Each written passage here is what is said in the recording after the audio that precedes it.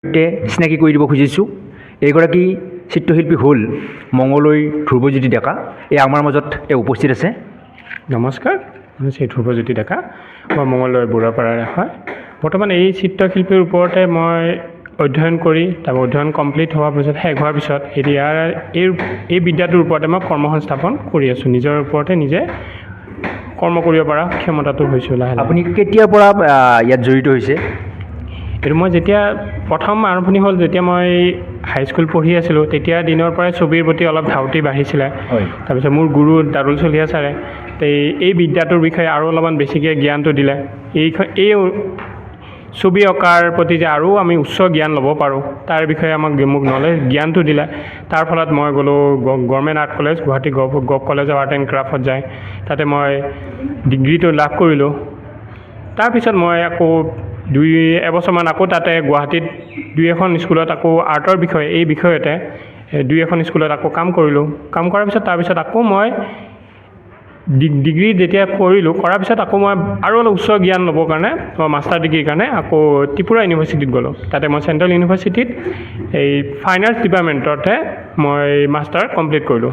তাৰপিছত মই লাহে লাহে আকৌ নিজৰ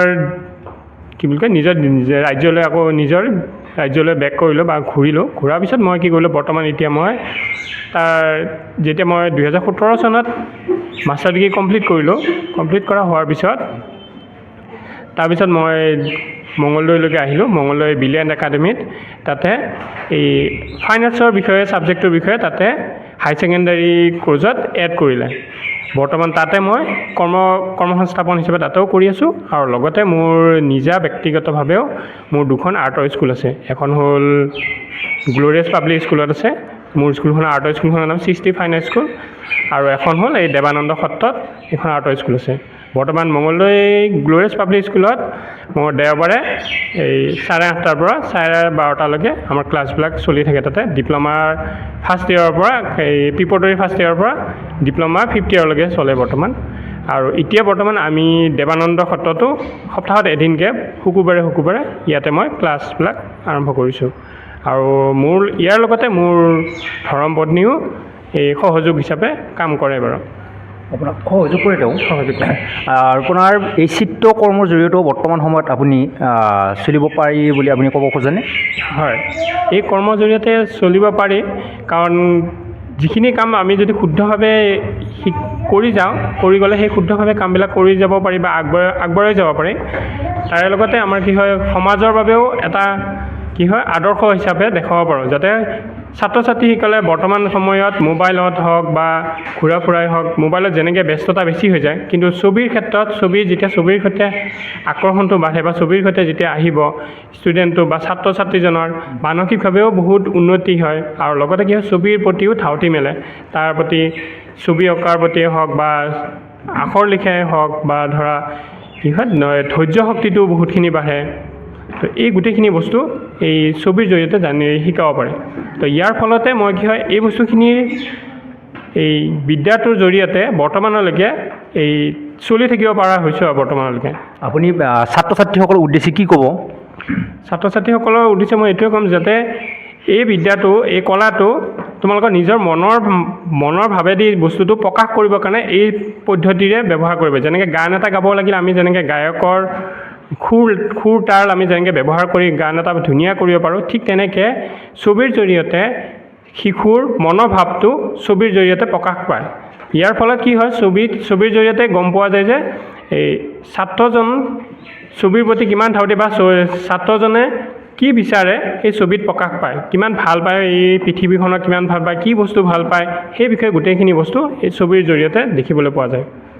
বৰ্তমান সময়ত বহু যুৱক যুৱতীয়ে চৰকাৰী চাকৰিৰ কাৰণে হাবাথুৰি খাই থকা আমি দেখা পাওঁ। চাকৰি কৰি ফুৰি থাকে। এই যুৱ প্ৰজন্মৰ যুৱক যুৱতীসকলক আপুনি কি এটা বাৰ্তা দিব?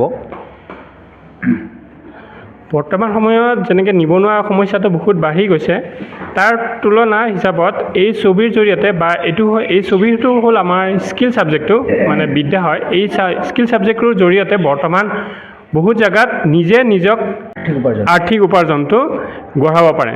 ছাপ'জ যেনেকৈ বৰ্তমান সময়ত আমাৰ স্কিল ছাবজেক্টটো বহুত চৰকাৰেও এতিয়া আজিকালি এই বিষয়টো অলপমান গুৰুত্ব দিয়া হৈছে।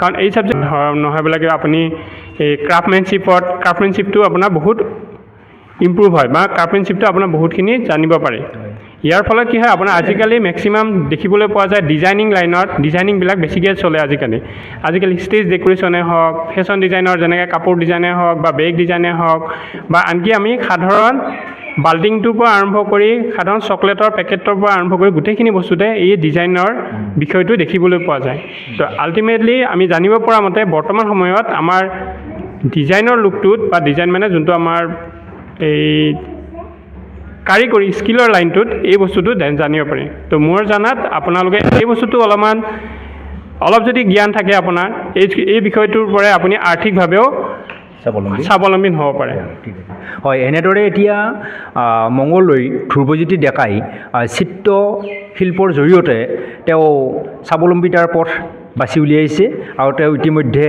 দৰঙৰ কেইবাখনো বিদ্যালয়ত চিত্ৰ শিল্পীৰ এগৰাকী শিক্ষক হিচাপে শিক্ষকতা এতিয়া মংগলদৈ ধ্ৰুৱজ্যোতি ডেকাই চিত্ৰশিল্পৰ জৰিয়তে তেওঁ স্বাৱলম্বিতাৰ পথ উলিওৱা আমি দেখিবলৈ পাইছোঁ এয়া সঁচাই যুৱ প্ৰজন্মৰ বাবে এক উল্লেখনীয় বাৰ্তা আমিও AIN লাইভৰ তৰফৰ পৰা ধ্ৰুৱজ্যোতি ডেকাৰ এই যাত্ৰা অদূৰ ভৱিষ্যতলৈ প্ৰসাৰিত হৈ থাকক তাৰে আমি কামনা কৰিলোঁ যিকোনো খবৰ আৰু বিজ্ঞাপনৰ বাবে যোগাযোগ কৰক 7896121996